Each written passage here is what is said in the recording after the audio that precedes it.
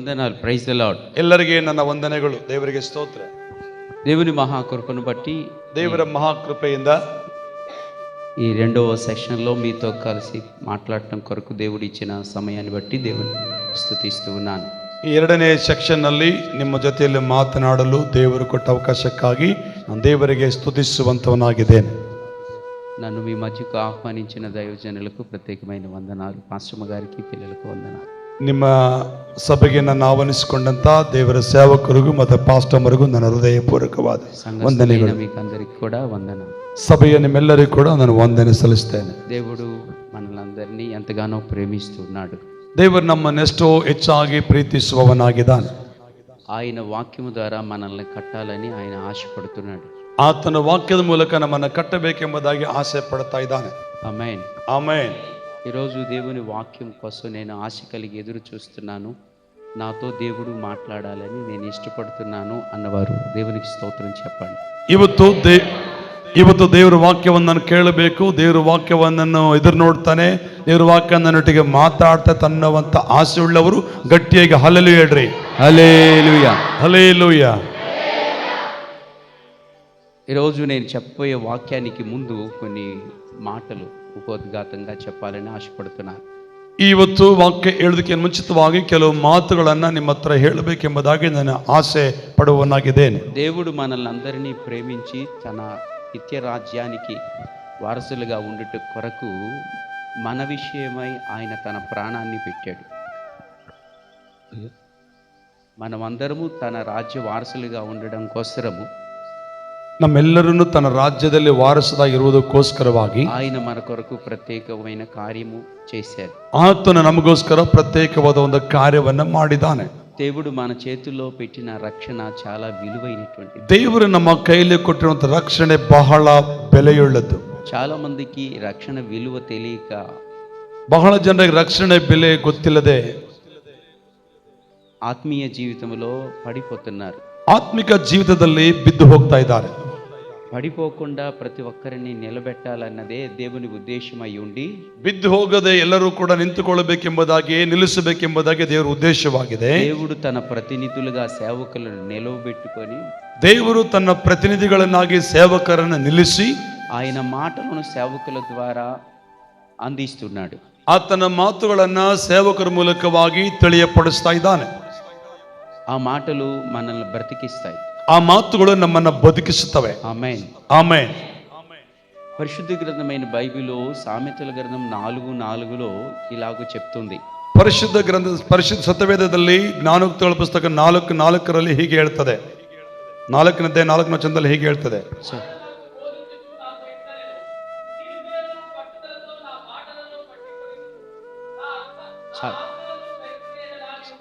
చాలు. పట్టుదలతో నా మాటలను పట్టుకొనిమ్ము, నిన్ను పట్టుకొనిమ్ము అంటున్నాడు దేవుడు. ಅಲ್ಲಿ ನಿನ್ನ ಮನಸ್ಸು ನನ್ನ ಮಾತುಗಳನ್ನು ಹಿಡಿದುಕೊಳ್ಳಲಿ ಎಂಬುದಾಗಿ ದೇವರ ವಾಕ್ಯ ಹೇಳ್ತದೆ. దేవుని మాటలు మనల్ని పట్టుకుంటే మనము పడిపోకుండా ఉంటాం. ದೇವರ ವಾಕ್ಯಗಳನ್ನು ನಾವು ಹಿಡಿದುಕೊಳ್ಳುವುದಾದ್ರೆ ನಾವು ಬಿದ್ದು ಹೋಗದಂತೆ ನಿಲ್ಲುತ್ತೇವೆ. హల్లెలూయా. ಹಲ್ಲೆಲೂಯಾ. మనము దేవుని మాటలను పట్టుకోవాలి. ನಾವು ದೇವರ ಮಾತುಗಳನ್ನು ಹಿಡಿದುಕೊಳ್ಳಬೇಕು. దేవుని మాటలు మనల్ని పట్టుకోవాలి. ದೇವರ ಮಾತುಗಳು ನಮ್ಮನ್ನು ಹಿಡ್ಕೊಳ್ಬೇಕು. ಈ ವಾಕ್ಯಗಳನ್ನು ಬರ್ಕೊಳ್ರಿ, ನೀವು ನೆನಪಿಟ್ಕೊಳ್ರಿ. ಪಾಸ್ಟರ್ ಒಂದೊಂದು ವಚನಗಳು ಬಹಳ ಮುಖ್ಯ. ಅವರು ಜನರಲ್ ಆಗಿ ಮಾತಾಡೋ, ದೇವರೇ ಅದನ್ನು ಮಾತಾಡ್ತಾನೆ, ಬರ್ಕೊಳ್ರಿ. ವೇಸ್ಟ್ ಮಾಡಬೇಡ್ರಿ, ಸುಮ್ಮನೆ ನೋಡ್ಕೊಂತ ಕೂತ್ಕೋಬೇಡ್ರಿ. ರಿಕ್ವೆಸ್ಟ್, ಕ್ಷಮಿಸಯ್ಯ, ನೀವು ಬರ್ಕೊಳ್ಬೇಕು, ಗಮನಿಸ್ರಿ. ವಾಕ್ಯ ಅವರು ಮಾತಾಡುವಾಗ ಏನ್ ಹೇಳ್ತಾರೆ ಅದನ್ನು ಬರ್ಕೊಳ್ರಿ. ನಿಮ್ಮ ಜೀವನದಲ್ಲಿ ಖಂಡಿತ ಒಂದಿನ ಅದು ಆಶೀರ್ವಾದ ತಗೊಂಡು ಬರ್ತದೆ. హల్లెలూయా. హల్లెలూయా. ఒక ఉదాహరణ చెప్తాను. ಒಂದು ಉದಾಹರಣೆ ಹೇಳ್ತಾನೆ. మా ఊరిలో మాచర్ల అనబడిన పల్నాడులో ఒక సంఘటన జరిగింది. ಪಾಸ್ಟರ್ ಊರಲ್ಲಿ ಮಾಚರ್ಲ ಅಂತ ಗ್ರಾಮದಲ್ಲಿ ಒಂದು ಘಟನೆ ನಡೆಯಿತು. వర్షాకాలంలో వర్షం ఎక్కువైనప్పుడు వాగులు వంకలు పొర్లుతూ ఉంటాయన్న సంగతి మనకందరికీ తెలుసు. ಮಳೆಗಾಲದಲ್ಲಿ ಹಳ್ಳಗಳು ನದಿಗಳು ಹರಿತಾ ಇರುತ್ತೆ ಎಂಬುದಾಗಿ ನಮಗೆಲ್ಲ ಗೊತ್ತು. మా ఊరిలో పెద్ద బ్రిడ్జి కట్టక మునుపు వాగు వచ్చినప్పుడు చాలామంది ఏం కాదులే అని నీళ్ళలో కూడా దాటిపోతూ ఉన్నారు. ಅವ್ರ ಊರಲ್ಲಿ ಬ್ರಿಡ್ಜ್ ಕಟ್ಟೋದಕ್ಕಿಂತ ಮುಂಚಿತವಾಗಿ ನೀರು ನದಿ ಹರಿದು ಬರುತ್ತಿರುವಾಗ ಕೆಲವು ಜನರು ಏನಾಗುವುದಿಲ್ಲ ಎಂಬುದಾಗಿ ನದಿ ದಾಟಿ ಹೋಗುತ್ತಾ ಇದ್ರು. ఒక తండ్రి తన కుమారుణ్ణి చేత పట్టుకోకుండా కుమారుడు తండ్రిని పట్టుకున్నాడు. ಒಂದು ಸಾರಿ ಒಬ್ಬ ತಂದೆ ತನ್ನ ಮಗನ ಕೈ ಹಿಡಿದುಕೊಳ್ಳದೆ ಮಗನು ತಂದೆ ಕೈ ಹಿಡಿದುಕೊಂಡಿದ್ದಾನೆ. మధ్యలోనికి నడుచుకుంటూ వెళుతున్న సమయంలో వాగు ప్రవాహం ఎక్కువైపోయి తండ్రి పట్టుకోలేదు కానీ తనయుడు పట్టుకున్నాడు. కాబట్టి ఆ పిల్లవాడు ఆ వేగానికి తట్టుకోలేక కొట్టుకొని వెళ్ళిపోయాడు.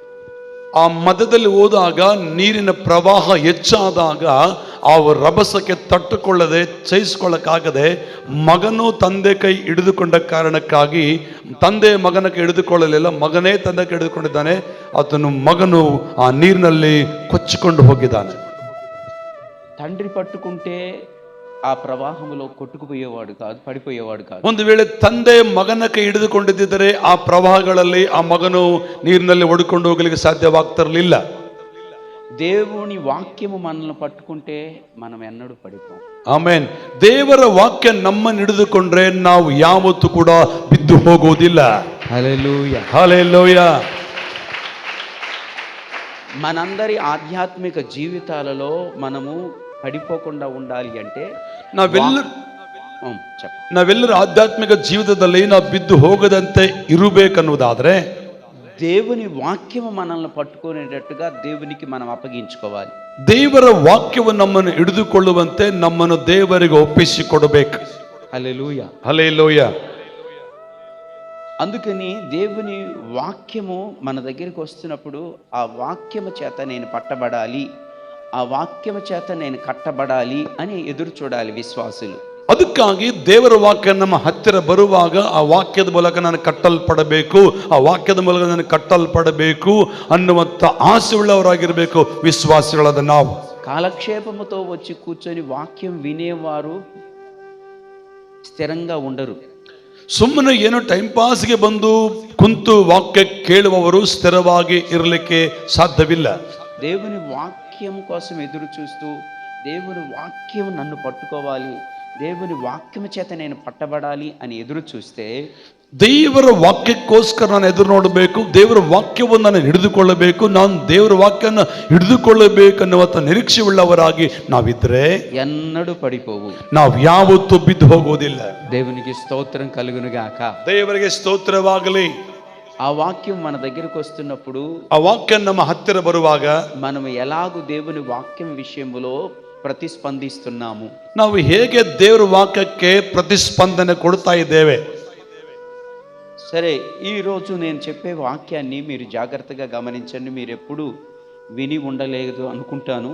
ఒకవేళ వింటే దేవునికి స్తోత్రం. ఒక వ్యక్తిని గురించి చెప్తా, అతను పడిపోవటానికి కారణమైన విషయాలు మీకు తెలియజేస్తాను. ಇವತ್ತು ನಾನು ಹೇಳುವಂಥ ವಾಕ್ಯನ ಬಹಳ ಜಾಗರೂಕತೆಯಿಂದ ಕೇಳಿಸ್ಕೊಡ್ರಿ. ನಾನು ಅನ್ಕೊಳ್ತೇನೆ ನೀವು ಕೇಳಿಲ್ಲ ಅಂತ. ಒಂದು ವೇಳೆ ಕೇಳಿದ್ರು ಕೂಡ ತಿರುಗಿ ನೀವು ಕೇಳಿಸ್ಕೊಡ್ರಿ ಜಾಗೃತೆಯಿಂದ. ಒಂದು ವ್ಯಕ್ತಿಯ ಆತ್ಮೀಯ ಜೀವಿತದಲ್ಲಿ ಹೇಗೆ ಬಿದ್ದೋದನೆಂಬುದಾಗಿ ಆ ವ್ಯಕ್ತಿಯ ಬಗ್ಗೆ ನಿಮಗೆ ತಿಳಿಸುವವನಾಗಿದ್ದೇನೆ.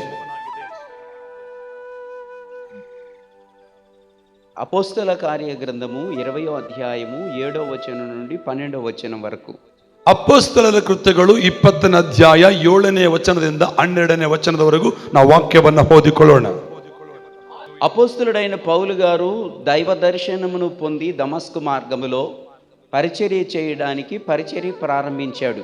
ಅಪೊಸ್ತಲ ಪೌಲನು ದೈವ ದರ್ಶನ ತೆಗೆದುಕೊಂಡವನಾಗಿ ದಮಸ್ಕೋ ಪಟ್ಟಣದಲ್ಲಿ ಸೇವೆ ಮಾಡುವುದಕ್ಕಾಗಿ ಹೊರಟಿದ್ದಾನೆ. ఇక అప్పటి నుండి బ్రతుకుట క్రీస్తే చావైతే లాభము అని కొనసాగుతూ వచ్చాడు. ಆವಾಗಲಿಂದ ನಾನು ಬದುಕುವುದಾದರೆ ಕ್ರಿಸ್ತೆ, ಸಾವಾದರೆ ಲಾಭ ಅನ್ನುವಂಥ ರೀತಿಯಲ್ಲಿ ಪೌಲನು ಮುಂದುವರಿತಾ ಇದ್ದಾನೆ.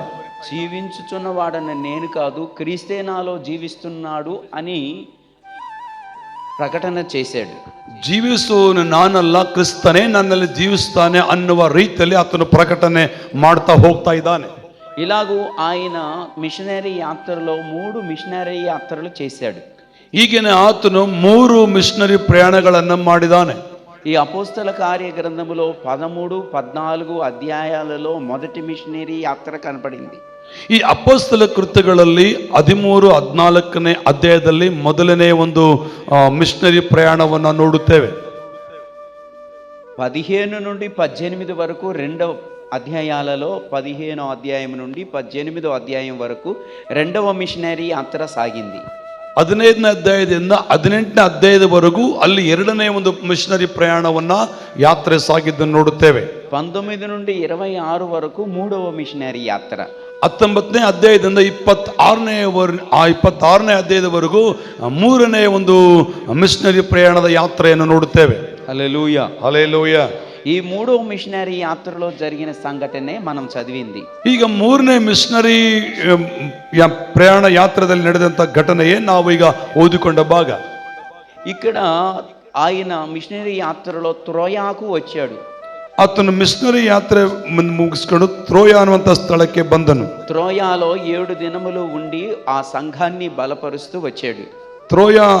ತ್ರೋಫಿಯಾದಲ್ಲಿ 7 ದಿನಗಳಿದ್ದು ಆ ಸಭೆಯನ್ನ, ತ್ರೋವಾದಲ್ಲಿ 7 ದಿನಗಳಿದ್ದು ಸಭೆಯನ್ನ ಬಲಪಡಿಸಿದನು. 7 దినముల తర్వాత మితులేనే అనబడినటువంటి మరొక ప్రాంతానికి వెళ్ళాలని 7 ದಿನಗಳಾದ ನಂತರ ಮಿತಿಲೇನ್ ಅನ್ನುವಂಥ ಮತ್ತೊಂದು ಸ್ಥಳಕ್ಕೆ ಹೋಗಬೇಕೆಂಬುದಾಗಿ 7వ రోజు ఆదివారం అయి ఉన్నందున రాత్రంతా వాక్యం చెప్తూ వారిని బలపరుస్తూ మేడగదిలో అర్ధరాత్రి వరకు పౌలు గారు ప్రసంగిస్తున్నాడు. 7ನೇ ದಿನ ಅದು ಕೊನೆ ರಾತ್ರಿ ಆದ್ದರಿಂದ ಅರ್ಧರಾತ್ರಿ ಭಾನುವಾರ ರಾತ್ರಿ ಆಗಿರೋದ್ರಿಂದ ಮಧ್ಯರಾತ್ರಿವರೆಗೂ ಅಲ್ಲಿರುವ ಜನರಿಗೆ ದೇವರ ವಾಕ್ಯವನ್ನು ಉಪದೇಶ ಮಾಡ್ತಾ ಇದ್ದಾನೆ. సంఘమంతా మేడగదిలో కూర్చొని ఉన్నారు. ಸಭೆ ಎಲ್ಲರೂ ಕೂಡ ಮೇಲಂತಿಸ್ತಿನ ಮೇಲೆ ಕೂತ್ಕೊಂಡಿದ್ದಾರೆ. ఒక యవనస్తుడు కిటికీలో కూర్చున్నాడు. ಒಬ್ಬ ಯವನಸ್ಥನು ಕಿಟಕಿಯಲ್ಲಿ ಕೂತ್ಕೊಂಡಿದ್ದಾನೆ.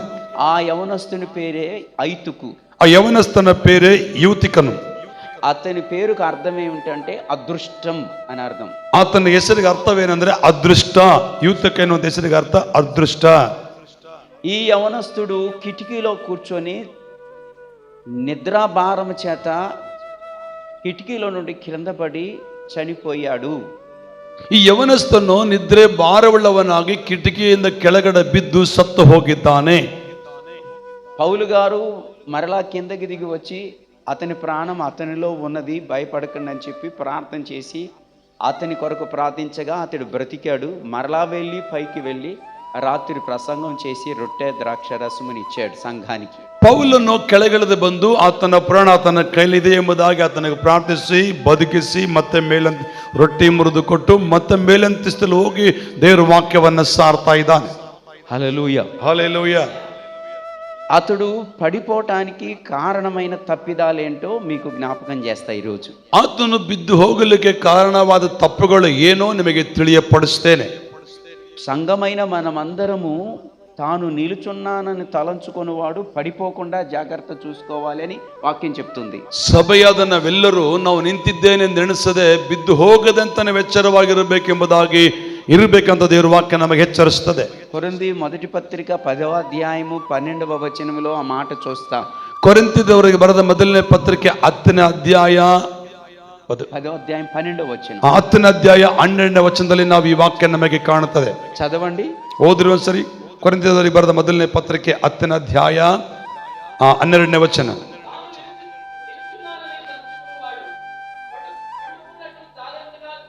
పడిపోకుండానట్లు జాగ్రత్తగా చూసుకోవాలి.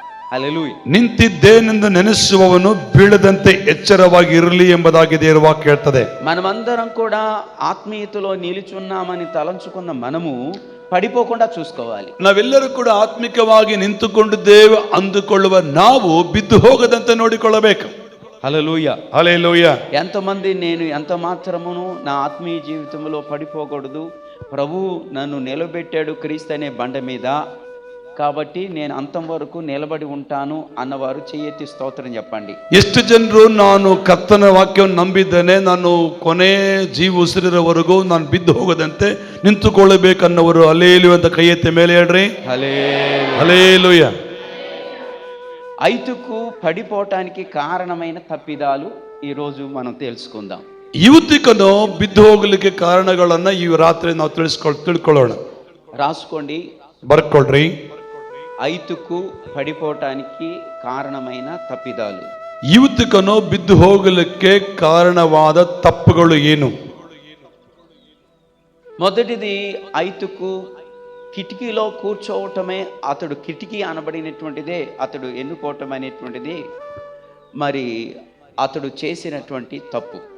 ಮೊದಲನೇ ತಪ್ಪು ಏನಂದ್ರೆ ಕಿಟಕಿಯಲ್ಲಿ ಕೂತುಕೊಳ್ಳುವಂತ ಸ್ಥಳವೇ ತಪ್ಪು. ಕಿಟಕಿ ಸ್ಥಳದಲ್ಲಿ ಕೂತ್ಕೊಳ್ಳುವಂತ ಸಮಯವೇ ತಪ್ಪು. పడిపోవటానికి కారణమైనది ఏంటి అంటే కిటికీ. ಬಿದ್ದು ಹೋಗ್ಲಿಕ್ಕೆ ಕಾರಣವೇನೆಂದ್ರೆ ಕಿಟಕಿ. కిటికీలో కూర్చోవటం అనబడినటువంటిది దేనిని చూపిస్తుంది? ಕಿಟಕಿಯಲ್ಲಿ ಕೂತುಕೊಳ್ಳುವಂಥದ್ದು ಅನ್ನುವಂಥದ್ದು ಏನನ್ನು సూచిస్తుంది? కిటికీ, అది ఎవ్వరూ కిటికీలో కూర్చున్న వారు లేరు. ఒక్కడే ఐతుకు ఒక్కడే కూర్చున్నాడు. అందరూ కూడా ఆ మేడగదిలో కూర్చున్నాడు. ಎಲ್ಲರೂ ಕೆಳಗಡೆ ಕೂತ್ಕೊಂಡಿದ್ದಾರೆ ನೆಲದ ಒಂದು ಬಿಲ್ಡಿಂಗ್ ಒಳಗೆ.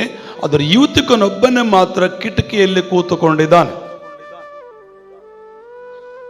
కిటికీలో తాను కూర్చుండడానికి కారణమైనటువంటిది ఏమిటి అంటే, తన హృదయంలో ఉన్న భావన ఏమిటి అంటే, ಕಿಟಕಿಯಲ್ಲಿ ತಾನು ಕೂತ್ಕೊಳ್ಳೋದಕ್ಕೆ ಕಾರಣವೇನೆಂದ್ರೆ, ತನ್ನ ಹೃದಯದಲ್ಲಿರುವಂತಹ ಭಾವನೆ ಏನಂದ್ರೆ, అందరికీ నేను కనపడాలి, అందరూ నాకు కనపడాలి. ಕಿಟಕಿಯಲ್ಲಿ ಕೂತ್ಕೊಳ್ಳೋದಕ್ಕೆ ಆತನ ಕಾರಣ ಏನಂದ್ರೆ, ಎಲ್ಲರಿಗೆ ನಾನು ಕಾಣಿಸ್ಕೊಳ್ಬೇಕು, ಎಲ್ಲರಿಗೆ ನಾನು ಕಾಣಬೇಕು. అర్థమైందా? ಅರ್ಥವಾಯ್ತು ನಮಗೆ? హల్లెలూయా. హల్లెలూయా. ఈ భావన ఏమిటి అంటే,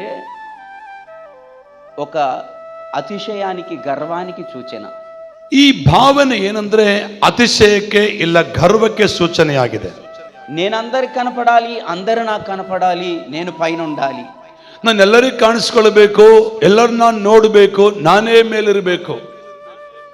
అదే తాను పడిపోవటానికి మొదటి కారణమైన తప్పు. ಅದೇ ತಾನು ಬಿದ್ದೋಗ್ಲಿಕ್ಕೆ ಮೊದಲೇ ಕಾರಣದ ತಪ್ಪು. క్రైస్తవులమైన మనమందరము మనం చేసే భక్తి ఎవరికి కనపడాలని కాదు, దేవుడికి మాత్రమే కనపడాలి. ಆಮೆನ್.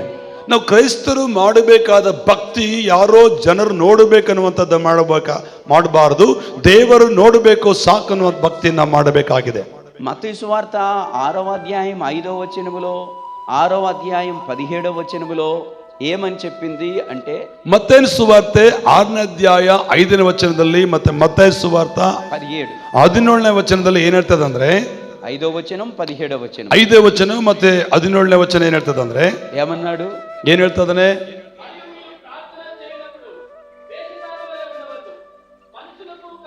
మనుషులకు కనబడవలేనని. ಮನುಷ್ಯರಿಗೆ ನೀನು ಕಾಣಿಸಿಕೊಳ್ಳಬೇಕಂತೇಳಿ ಮಾಡಬೇಡ.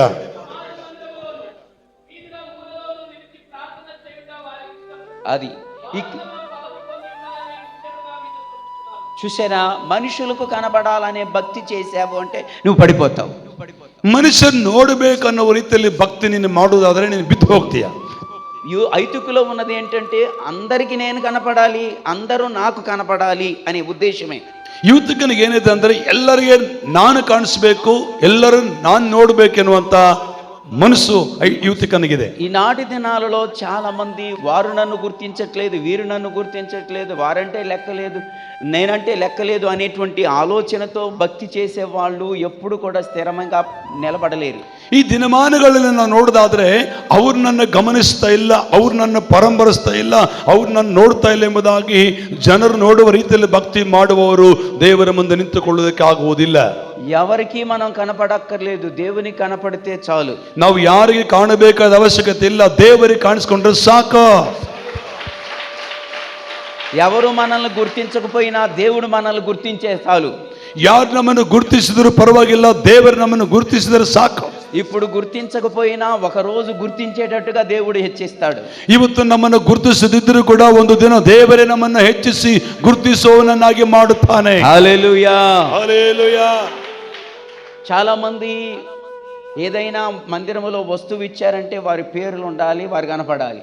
ಬಹಳ ಜನರು ಚರ್ಚಲ್ಲಿ ಏನಾದರೂ ಒಂದು ವಸ್ತು ಕೊಟ್ರೆ ಅವರು ಹೆಸರು ಹಾಕ್ತಾರೆ ಅದರ ಮೇಲೆ, ಇಂತ ಅವರು ಕೊಡುಗೆ ಎಂಬುದಾಗಿ ಅವರು ಕಾಣಿಸಲ್ಪಡಬೇಕಂತ ಭಾವಿಸ್ತಾರೆ. అవునా? ಅಲ್ವಾ? చాలా చోట్ల ఇక్కడ లేదులే, ಇಲ್ಲಿ ಹೇಳ್ರಿ, ಬಹಳ ಕಡೆಗೆ ಹಂಗಿದೆ. ఒక ఆయన చర్చికి ఫ్యాన్ గిఫ్ట్ గా ఇచ్చాడు. ಒಬ್ಬ ವ್ಯಕ್ತಿ ಚರ್ಚಿಗೆ ಒಂದು ಫ್ಯಾನ್ ಬಹುಮಾನವಾಗಿ ಕೊಟ್ಟಿದ್ದಾನೆ. ఆ ఫ్యాను 3 రెక్కల పైన తన భార్య పేరు, తన పేరు, తన పిల్లల పేరు రాయించాడు. ಆ ಫ್ಯಾನಿನ 3 ಯಾವ ರೆಕ್ಕೆಗಳ ಮೇಲೆ ತನ್ನ ಹೆಸರು, ತನ್ನ ಹೆಂಡತಿ ಹೆಸರು, ತನ್ನ ಮಕ್ಕಳ ಹೆಸರನ್ನ ಬರೆದಿದ್ದಾನೆ. చర్చిలోకి వచ్చినప్పుడల్లా అది చూసుకుంటా ఉంటాడు. ಚರ್ಚ್ ಒಳಗೆ ಬಂದಂಗೆಲ್ಲ ಅದನ್ನ ನೋಡ್ತಾ ಇರ್ತಾನೆ. ఆ ఫ్యాన్ స్విచ్ మాత్రం వెయ్యనీయుడు. ಆ ಫ್ಯಾನ್ ಸ್ವಿಚ್ ಮಾತ್ರ ಹಾಕಲಿಕ್ಕೆ ಬಿಡಲ್ಲ. ఎందుకు? ಯಾಕೆ? ఆ ఆయన పేరు కనపడాలి, భార్య పేరు కనపడాలి, పిల్లల పేరు కనపడాలి. ಆತನ ಹೆಸರು ಕಾಣಬೇಕು, ಆತನ ಹೆಂಡತಿ ಹೆಸರು ಕಾಣಬೇಕು, ಅವ್ರ ಮಕ್ಕಳ ಹೆಸರು ಕೂಡ ಕಾಣಬೇಕು.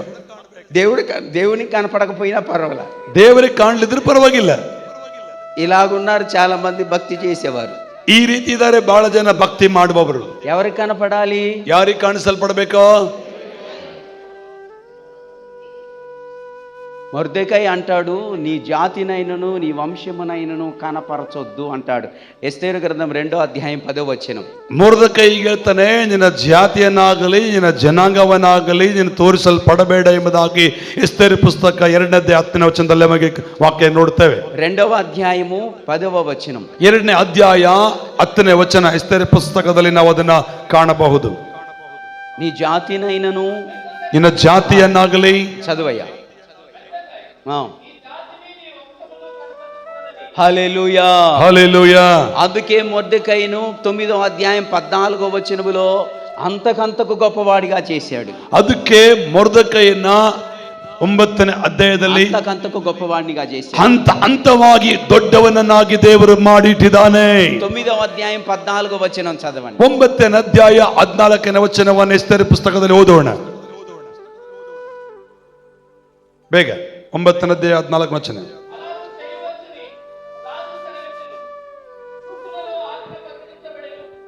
ఎస్తేరు గ్రంథము 9వ అధ్యాయము 4వ వచనం అనుకుంటాను. ఎస్తేరు పుస్తక 9ನೇ అధ్యాయ 4ನೇ వచనం అనుకుంటున్నాను. రైట్ అది. హల్లెలూయా. కనబడకూడదు అని నిర్ణయం చేసుకున్నాడు కాబట్టి తన జీవితంలో దేవుడు జోక్యం చేసుకొని దేవుడు అందరికి కనబడేటట్టుగా మొర్దెకైను పైకెత్తాడు. ಆತನು ಯಾರಿಗೆ ಕಾಣಿಸಿಕೊಳ್ಳಬಾರದು ಅಂದುಕೊಂಡು ಜೀವನ ಮಾಡಿದಾನೆ. ಆದರೆ ದೇವರು ಆತನನ್ನು ಎಲ್ಲರಿಗಿಂತ ಎತ್ತರವಾದ ಸ್ಥಳಕ್ಕೆ ಎಬ್ಬಿಸಿ ನಿಲ್ಲಿಸಿದ್ದಾನೆ. హల్లెలూయా, హల్లెలూయా. ఈరోజు నీ పాటను గుర్తించకపోయినా, నీ పరిచర్యను గుర్తించకపోయినా, నీవు సంఘములో సభ్యుడు అని గుర్తించకపోయినా, లేకపోతే నా దేవుడు నన్ను గుర్తించితే చాలు అనేటువంటి దృక్పథంతో నీవు భక్తి చేయగలిగితే దేవుడు తగిన సమయంలో నిన్ను ఉంచవలసిన స్థలానికి తీసుకొస్తాడు. ಆಮೆನ್. ಇವತ್ತಿನ ದಿನಗಳಲ್ಲಿ ನೀನು ಹಾಡಿದ ಹಾಡು ಗುರುತಿಸಲಿಕ್ಕಾಗದಿರ್ಬೋದು, ನೀನು ಮಾಡಿದ ಸೇವೆ ಗುರುತಿಸಲಿಕ್ಕಾಗದಿರ್ಬೋದು, ನಿನ್ನ ಯಾರು ಗಮನಿಸಲಿಕ್ಕಾಗದಿರ್ಬೋದು. ದೇವರು ಗುರುತಿಸುವುದಾದ್ರೆ ನಿನ್ನ ಒಂದು ದಿನ ಎಲ್ಲರಿಗಿಂತ ಹಂತವಾಗಿ ಮೇಲೆ ದೇವರು ನಿಲ್ಲಿಸುವವನಾಗಿದ್ದಾನೆ. నేను కనపడాలి అన్న వాళ్ళే పడిపోతున్నారు. ನಾನು ಕಾಣಿಸ್ಕೊಳ್ಬೇಕು ಅನ್ನೋರೇ ಬಿದ್ದು ಹೋಗ್ತಾರೆ. గుర్తించకపోతే ఈ సంఘం కాకపోతే ఇంకొక సంఘం లేదా అని వెళ్ళిపోతున్నారు.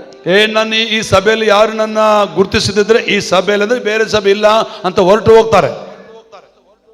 ఇలాంటి వ్యక్తులు ఎక్కడికి వెళ్ళినా కానీ స్థిరంగా ఉండరు. ఎక్కడికి వెళ్ళినా కానీ వారు ఆత్మీయ జీవితంలో పడిపోవటం ఖాయం.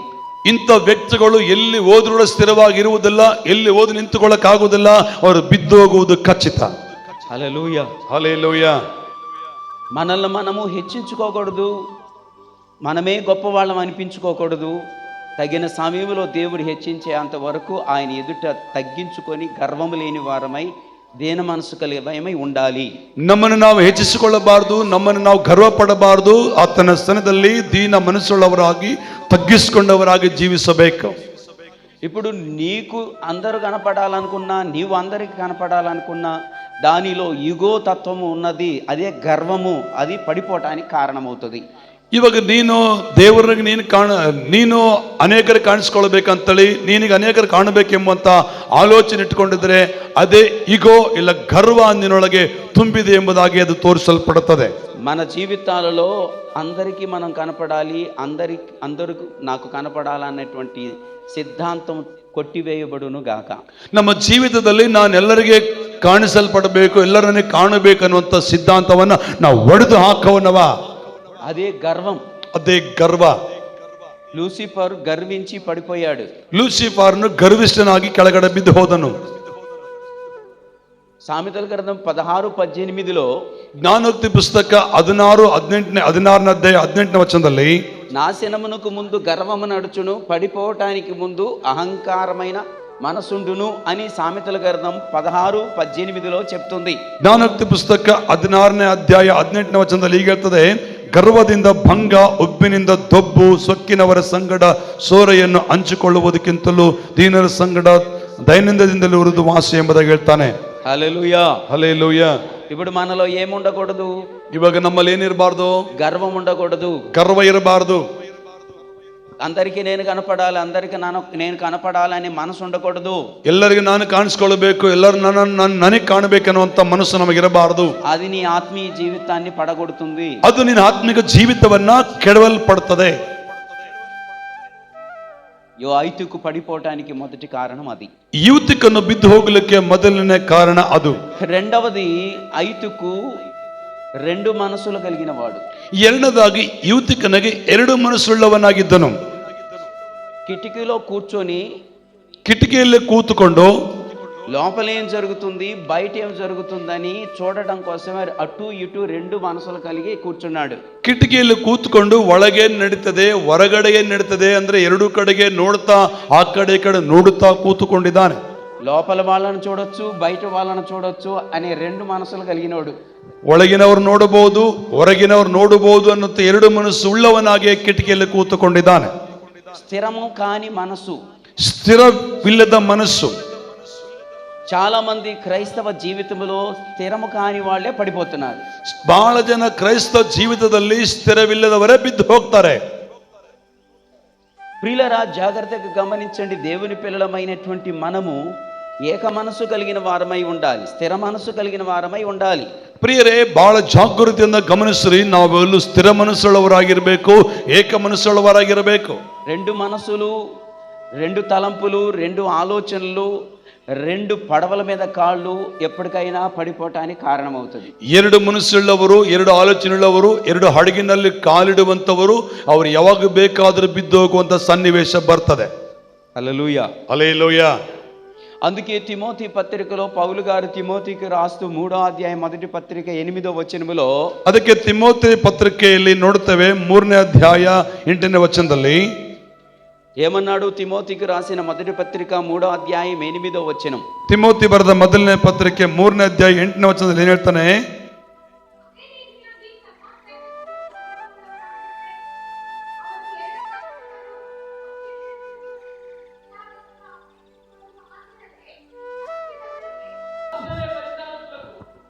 మనసులో కలిగిన వారు అని అర్థం. ದ್ವಿಮನಸ್ಸು ಅಂದ್ರೆ ಎರಡು ಮಾತಿನವರು ಅನ್ನುವಂತ ಅರ್ಥ. ఏ క్రైస్తవ జీవితమునకైతే ద్విమనసు ఉంటుందో వారు ఆత్మీయతలో స్థిరంగా ఉండలేరు. ಏ ಕ್ರೈಸ್ತ ಜೀವಿತದಲ್ಲಿ ಎರಡು ಮನಸ್ಸುಳ್ಳವರಾಗಿದ್ದರೆ ಅವರು ಆತ್ಮಿಕವಾಗಿ ಸ್ಥಿರವಾಗಿ ಇರಲಿಕ್ಕೆ ಆಗುವುದಿಲ್ಲ. అందుకని దేవుని పిల్లలమైనటువంటి మనము ఏక హృదయము, ఏక మనస్సు కలిగిన వారమై ఉండాలి. ಅದಕ್ಕಾಗಿ ದೇವರ ಮಕ್ಕಳಾದ ನಾವು ಏಕ ಮನಸ್ಸು, ಏಕ ಹೃದಯವುಳ್ಳವರಾಗಿರಬೇಕೆಂಬುದಾಗಿ ದೇವರ ಹೇಳ್ತಾ ಇದ್ದಾನೆ. ఐతుకు కిటికీలో కూర్చొని లోపల ఏం జరుగుతుంది, బయట ఏం జరుగుతుందని రెండు మనసులతో, రెండు చూపులతో ఉన్న కారణం చేతనే పడిపోవటానికి కారణమైంది. ಯುವತಿಕನು ಕಿಟಕಿಯಲ್ಲಿ ಕೂತುಕೊಂಡು ಒಳಗಡೆ ನಡೀತದೋ ಹೊರಗಡೆ ನಡೀತದೆ ಅಂತ ಎರಡು ಮನಸ್ಸುಳ್ಳವನ ಇರುವುದಕ್ಕಾಗಿಯೇ ಬಿದ್ದು ಹೋಗ್ಲಿಕ್ಕೆ ಎರಡನೇ ಕಾರಣವಾಯಿತು. హల్లెలూయా. ಹಲ್ಲೆಲೂಯಾ. జాగ్రత్తగా మనం గమనించుకోవాలి. దేవుని సన్నిధికి వచ్చామంటే మనం ఈ స్థిరమైన మనసుతో ఉన్నామా లేదా అనేటువంటి విషయాన్ని పరిశీలన చేసుకుంటూ రావాలి. ಬಹಳ ಜಾಗೃತಿಯಿಂದ ಗಮನಿಸಬೇಕು. ನಾವು ದೇವರ ಸನ್ನಿಧಿಗೆ ಬಂದಿದ್ದೇವೆ ಅಂದ್ರೆ ನಾವು ಸ್ಥಿರ ಮನಸ್ಸುಳ್ಳವರಾಗಿದ್ದೀವಾ ಇಲ್ಲ ಅನ್ನುವಂಥದ್ದನ್ನು ಗಮನಿಸಬೇಕಾಗಿದೆ. పేతురు రాసిన 2వ పత్రిక 3వ అధ్యాయం 16వ వచనములో ఎవరు స్థిరత్వం లేని వాళ్ళో చెప్తుంది. ಪೇತ್ರನ ಬರೆದ 2ನೇ ಪತ್ರಿಕೆಯಲ್ಲಿ ನೋಡ್ತೇವೆ, 2ನೇ ಅಧ್ಯಾಯ 2వ పత్రిక 3వ అధ్యాయము 16వ వచనం. 2ನೇ ఇది రెండు మనసులు కలిగిన వాడు, స్థిరం లేనటువంటి వారు. ಅದು ಚಪಲ ಚಿತ್ತರು ಅನ್ನುವುದಾದ್ರೆ ಎರಡು ಮನಸ್ಸುಳ್ಳವರು ಎಂಬುದಾಗಿ ನೋಡುತ್ತೇವೆ. ఎవరైతే చపల చిత్తులుగా ఉంటారో వారు, రెండు మనసులు కలిగినటువంటి వారు దేవుని లేఖనాలను అపార్థం చేసుకుంటారు. ಈ ಚಪಲ ಚಿತ್ತರಂದರೆ ಎರಡು ಮನಸ್ಸುಳ್ಳವರ ಇರುವವರು ದೇವರ ವಚನಗಳನ್ನ ತಪ್ಪಾಗಿ ಅರ್ಥ ಮಾಡಿಕೊಳ್ಳುತ್ತಾರೆ. దైవ సేవకుడు నిలబడి చక్కని వాక్యాన్ని బోధిస్తే దానిని అపార్థం చేసుకొని కష్టపెట్టుకొని మందిరాలు కూడా మానేసే కొంతమంది ఉన్నారు. ದೇವರ ಸೇವಕರು ವಾಕ್ಯವನ್ನು ಹಿಡಿದು ಮಾತನಾಡುವಾಗ ಅವರು ವಾಕ್ಯವನ್ನು ಅಪಾರ್ಥ ಮಾಡಿಕೊಂಡು ದೇವಾಲಯಕ್ಕೆ ಬರದೆ ಬಿಟ್ಟು ಹೋದಂಥವ್ರು ಕೆಲವರು ನಾವು ಕಾಣಬಹುದು. హల్లెలూయా. ಹಲ್ಲೆಲೂಯಾ.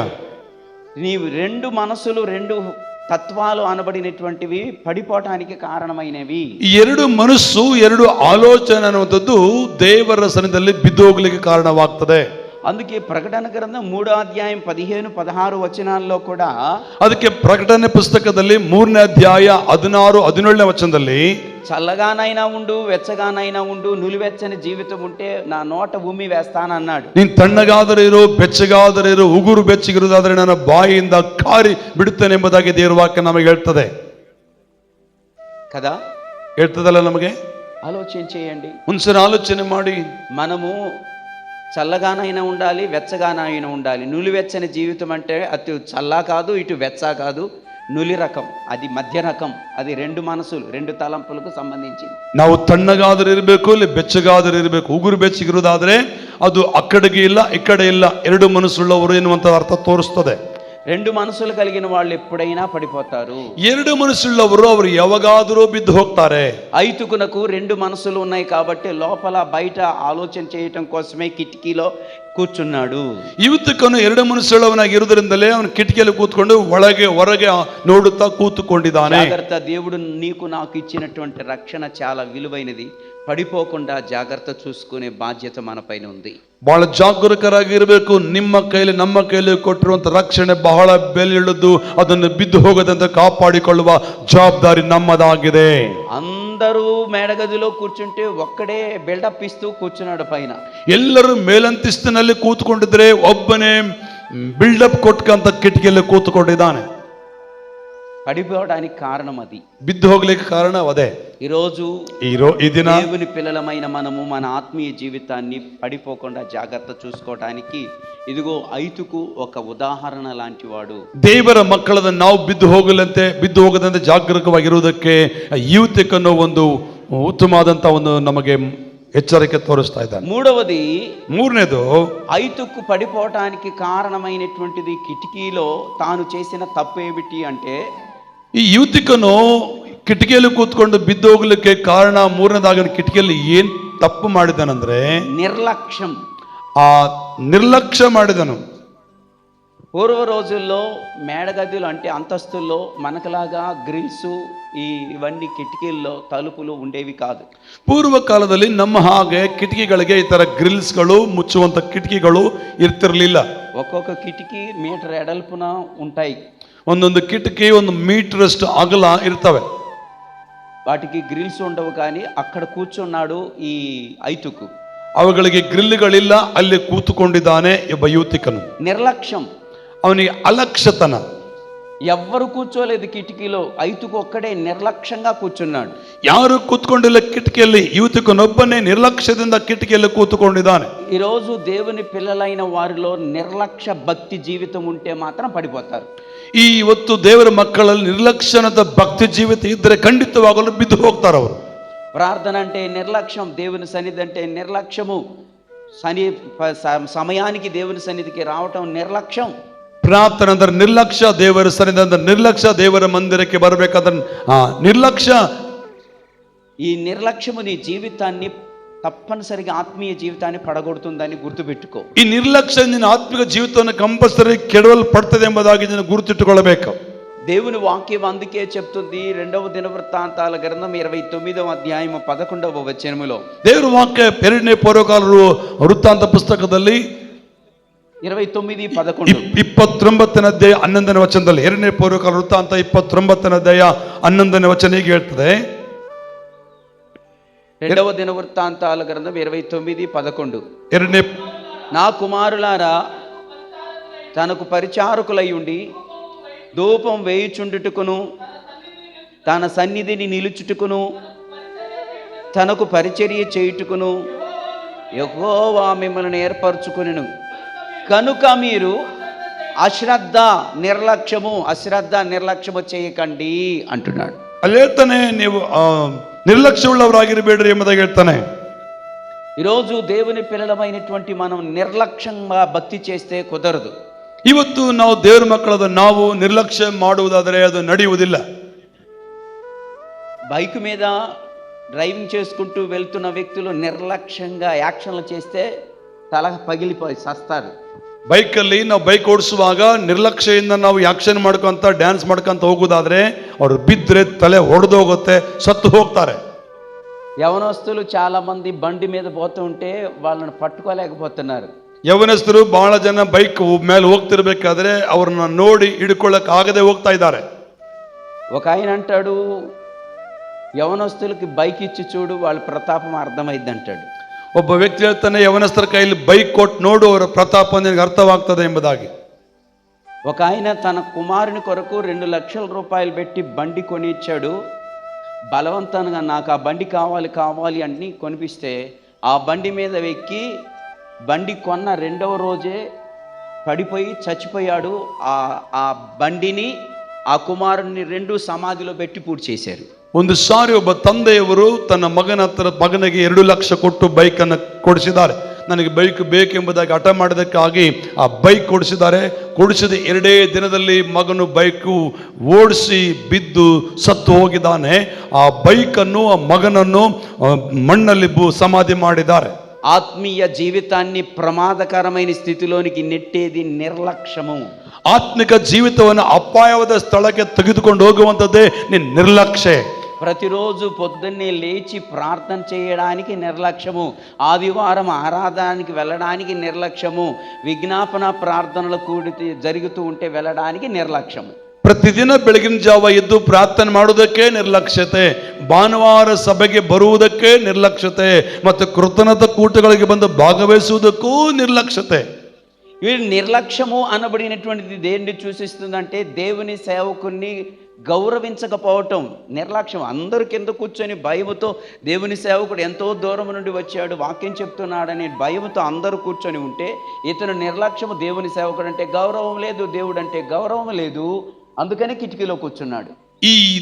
ಈ ನಿರ್ಲಕ್ಷ್ಯ ಅನ್ನೋದು ಇದೇನು ಮಾಡ್ತಾನೆ, ದೇವರ ಸೇವಕರಿಗೆ ಗೌರವ ಕೊಡಲಾರದೆ ಎಲ್ಲರೂ ದೂರದಿಂದ ಬಂದಿದ್ದಾನೆ. ದೇವರ ಸೇವಕನು ವಾಕ್ಯವನ್ನು ಹೇಳ್ತಾ ಇದ್ದಾನೆ, ನಾವು ಕೇಳಬೇಕಂತಂದು ಎಲ್ಲರೂ ಕೂತ್ಕೊಂಡಿದ್ರೆ ಈತನ ಮಾತ್ರ ದೇವರ ಸೇವಕರಿಗೂ ಗೌರವ ಕೊಡದೆ, ದೇವರಿಗೂ ಗೌರವ ಕೊಡದೆ ನಿರ್ಲಕ್ಷ್ಯವುಳ್ಳವನಾಗಿ కిటికీಯಲ್ಲಿ కూతుకొండిದ್ದಾನೆ. కొంతమంది మందిరానికి వచ్చి ఎదుటి మీద ఉన్న కుర్చీ మీద కాలు పెట్టేసి ఇట్లా చూసుకుంటా నిర్లక్ష్యంగా దేవుని సన్నిధి అంటే భయం లేకుండా, దేవుని సేవకుడు అంటే భయం లేకుండా ఎదుటి కుర్చీలో కాలు పెట్టేసి చూస్తూ ఉంటారు. ಕೆಲವು ಜನರು ದೇವಾಲಯಕ್ಕೆ ಬಂದು ಚೇರ್ ಮೇಲೆ ಕೂತ್ಕೊಂಡು ಹಿಂಗೆ ಕಾಲು ಮೇಲೆತ್ತಿಕೊಂಡು ನೋಡ್ತಾ ಇರ್ತಾರೆ. ನಿರ್ಲಕ್ಷ್ಯ, ದೇವರ ಭಯ ಇರುವುದಿಲ್ಲ, ದೇವರ ಸೇವಕ ಇದ್ದಾನೆ ಅನ್ನುವಂಥ ಭಯ ಅವರಿಗೆ ಇರುವುದಿಲ್ಲ. కొంతమంది వాక్యం చదువుతుంటే సెల్ ఫోన్ల మీద టింగ్ అని మెసేజ్ రాగానే దాని వైపు చూస్తారు. ಕೆಲವು ಜನರು ವಾಕ್ಯ ಕೇಳ್ತಾ ಇದ್ರೆ ಮೊಬೈಲ್ ಹಿಡ್ಕೊಂಡು ಟಿಂಗ್ ಅಂತ ಮೆಸೇಜ್ ಬಂದ ಕೂಡಲೇ ಆ ಮೊಬೈಲ್ ನೋಡ್ತಾ ಇರ್ತಾರೆ. ವಾಕ್ಯ ಹೋಯ್ತು. నిర్లక్ష్యత. మందిరంలోనికి వచ్చి దేవుని వాక్యం సేవకులు చెప్తూ ఉంటే వాక్యానికి గౌరవిస్తే నీవు ఫోను సైలెంట్లో పెడతావు, పక్కన పెట్టేసేస్తావు. ముందు వాక్యము నాకు ముఖ్యమైనటువంటిది ఎదురు చూస్తావు. ನೀನು ಭಕ್ತಿಯುಳ್ಳವನಾಗಿದ್ದರೆ ದೇವರ ಸನ್ನಿಧಿಗೆ ಬಂದು ಕೂಡಲೇ ವಾಕ್ಯವನ್ನು ಕೇಳಬೇಕು, ವಾಕ್ಯವನ್ನು ಗಮನಿಸಬೇಕು ಅನ್ನುವುದಾದರೆ ನಿನ್ನ ಫೋನನ್ನು ಸೈಲೆಂಟ್ ಮೋಡಲ್ಲಿ ಇಟ್ಟು ಸೈಡ್ಗೆ ಇಟ್ಟು ಬೈಬಲ್ ಹಿಡ್ಕೊಂಡು ದೇವರ ಸೇವಕರುಗಳ ಮಾತನ್ನೇ ಶ್ರದ್ಧೆಯಿಂದ ಗಮನಿಸ್ತೀಯಾ? కొంతమంది దేవుని మందిరంలోనికి వచ్చి వాక్యం చెప్తూ ఉన్నటువంటి సమయంలో రింగ్, అసలు గొడవ చేసే శబ్దంతో ఫోన్ రింగ్ టోన్ వస్తుంది. ಈ ಕೆಲವು ಜನರು ರಿಂಗ್ ಟೋನು ಹೆಂಗಿರ್ತದೆ ಅಂದ್ರೆ ಜಗಳ ಮಾಡ್ತಾರ ಅನ್ನೋ ರೀತಿಯಲ್ಲಿ ರಿಂಗ್ ಟೋನ್ ಬರ್ತದೆ. ఈ రింగ్ టోన్ వచ్చింది కాకుండా సమాజం అందరిలో పెద్ద బిల్డప్ ఇచ్చి ఫోన్ వచ్చిందని పరిగెత్తుకుంటా బయటికి వెళ్తారు. ಈ ಫೋನ್ ರಿಂಗ್ ಆದ ಕೂಡಲೇ ಚರ್ಚಲ್ಲಿ ಎಲ್ಲರೂ ನೋಡ್ಬೇಕಂತ ಬಿಲ್ಡಪ್ ತಗೊಂಡು ಹೊರಗೆ ಹೋಗ್ತಾ ಇರ್ತಾರೆ, ನೋಡ್ಲಿ ನನ್ನ ಅಂತೇಳಿ. అదే నీ నిర్లక్ష్యం భక్తి జీవితం ఆత్మీయతను పడగొట్టు. ಅದೇ ನಿನ್ನ ಅಲಕ್ಷ್ಯತನ ಭಕ್ತಿ ಜೀವಿತವನ್ನು ಕೆಡವಲು ಪಡ್ತದೆ ನಿನ್ನ ಆತ್ಮಿಕ ಜೀವಿತದಲ್ಲಿ. హల్లెలూయా, హల్లెలూయా. నువ్వు మందిరంలోనికి వచ్చినప్పుడు నీ సెల్ ఫోన్ సైలెంట్లో పెట్టుకో, లేకపోతే ఫ్లైట్ మోడ్లో పెట్టుకో, లేకపోతే ఇంటి దగ్గర పడేసిరా, దాని ముఖం చూడబాక. ನೀನು ದೇವಾಲಯಕ್ಕೆ ಬರಬೇಕಾದ್ರೆ ಮೊದಲದಾಗಿ ಸೈಲೆಂಟ್ ಮೋಡಲ್ಲಿ ಹಾಕು, ಇಲ್ಲ ಫ್ಲೈಟ್ ಮೋಡಲ್ಲಿ ಹಾಕು, ಇಲ್ಲ ಅದರ ಫೋನನ್ನು ಮನೆಗೆ ಬಿಸಾಕಿ ಬಾ, ಅದರ ಮುಖ ನೀನು ನೋಡಬೇಡ. కొంతమంది ప్రార్థనకు వచ్చేటప్పుడు బైబిల్ తీసుకురారు, సెల్ ఫోన్ తీసుకొని వస్తారు. ఇట్లా ಕೆಲವು ಜನರು ಪ್ರಾರ್ಥನೆ ಬರುವಾಗ ಬೈಬಲ್ ತಗೊಂಡು ಬರಲ್ಲ, ಫೋನ್ ತಗೊಂಡು ಬರ್ತಾರೆ. ಈ ತರ ಆಡ್ಸ್ಕಂತ ఫోను ಬೈಬಲ್ ಏದಯ್ಯ అంటే ಫೋನ್లో ಬೈಬಲ್ ఉన్నాయి. ಬೈಬಲ್ ಎಲ್ಲಪ್ಪ ಅಂದ್ರೆ ಫೋನಲ್ಲಿ ಬೈಬಲ್ ಇದೆ ಅಂತ ಹೇಳ್ತಾರೆ. ఈ ఫోన్ బైబిల్ చూస్తూ ఉంటుండగానే మెసేజ్ రాగానే ఇక వాట్సాప్లోనికి వెళ్ళిపోతాడు. ಈ ಫೋನಲ್ಲಿ ಬೈಬಲ್ ನೋಡ್ತಿರ್ಬೇಕಾದ ಯಾವುದೋ ಮೆಸೇಜ್ ಬಂತಂದ್ರೆ ಬೈಬಲ್ ಸೈಡ್ಗೆ ದಬ್ಬಿ ಆ ವಾಟ್ಸಪ್ ಒಳಗೆ ಹೋಗ್ತಾರೆ. వాట్సాప్ నుండి ఫేస్బుక్కి వెళ్ళిపోతాడు. ವಾಟ್ಸಪ್ ಇಂದ ಮತ್ತೆ ಫೇಸ್ಬುಕ್ ಅಲ್ಲಿ ಹೋಗ್ತಾರೆ. ఇక డైవర్ట్ అయిపోద్ది పూర్తిగా. ఇక ಎಲ್ಲ ನಾವು ಪೂರ್ತಿ ಲೈನೇ ಚೇಂಜ್ ಆಗುತ್ತೆ. ఆ నిర్లక్ష్యమే నీ ఆత్మీయ జీవితాన్ని చంపేస్తుంది. ಎಸ್, ಆ ನಿರ್ಲಕ್ಷ್ಯ ಆತ್ಮಿಕ ಜೀವಿತವನ್ನು ಸಾಯಿಸ್ತದೆ. హల్లెలూయా. ಚಪ್ಪಳೆ ತಟ್ರಿ. ನಿರ್ಲಕ್ಷ್ಯ ಎಷ್ಟು ಮೋಸ ಮಾಡ್ತದೆ.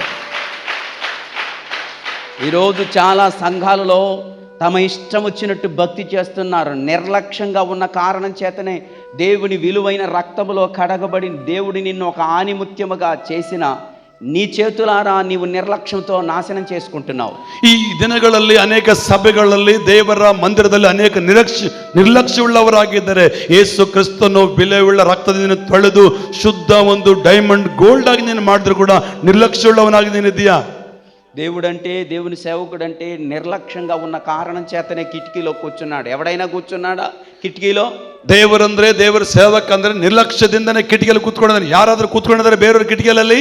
విలాప వాక్యములో దేవుని సేవకుల ఎడల గౌరవము చూపకపోయిరి 4వ అధ్యాయం 16వ వచనంలో విలాప వాక్యములో చెప్తున్నాడు. ಪ್ರಲಾಪ ಪುಸ್ತಕ 4ನೇ ಅಧ್ಯಾಯ 16వ వచనం. ಪ್ರಲಾಪ ಪುಸ್ತಕ 4ನೇ ಅಧ್ಯಾಯ 16ನೇ ವಚನದಲ್ಲಿ ನೋಡ್ತೇವೆ, ದೇವರ ಸೇವಕನ ಗೌರವ ಕೊಡದೆ ಹೋದರೆ ಎಂಬುದಾಗಿ ನೋಡ್ತೇವೆ. చూడండి అక్కడ ఏమని రాయబడిందో ನೋಡ್ರಿ, ಪ್ರಲಾಪ ಪುಸ್ತಕದಲ್ಲಿ ನೋಡೋಣ ಸರ್ ಏನ್ ಹೇಳ್ತದಲ್ಲಿ.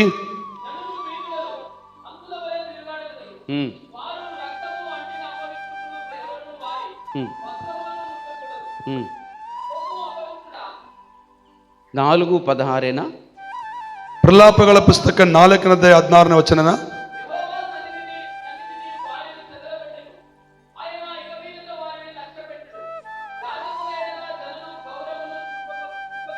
అది యాజకుల ఎడల గౌరవము చూపకపోయిరి. ಅಲ್ಲಿ ನೋಡ್ತೇವೆ, ಯಾಜಕರಾದರೇನು ಅವರಿಗೆ ಮರ್ಯಾದೆ ತಪ್ಪದೆ ವೃದ್ಧನಾದೇನು ಎಂಬುದಾಗಿ ಮರ್ಯಾದೆ ಕೊಡ್ಲಿಲ್ಲ ಎಂಬ ಯಾಜಕರಿಗೆ. దేవుడంటే నిర్లక్ష్యం, దేవుని సేవకుడంటే నిర్లక్ష్యం, అందుకే పడిపోయాడు ఐతుకు. ದೇವರಂದ್ರೆ ನಿರ್ಲಕ್ಷ್ಯ, ದೇವರ ಸೇವಕ ಅಂದ್ರೆ ನಿರ್ಲಕ್ಷ್ಯ, ಅದಕ್ಕೆ ಯುವತಿಕನು ಬಿದ್ದು ಹೋದ.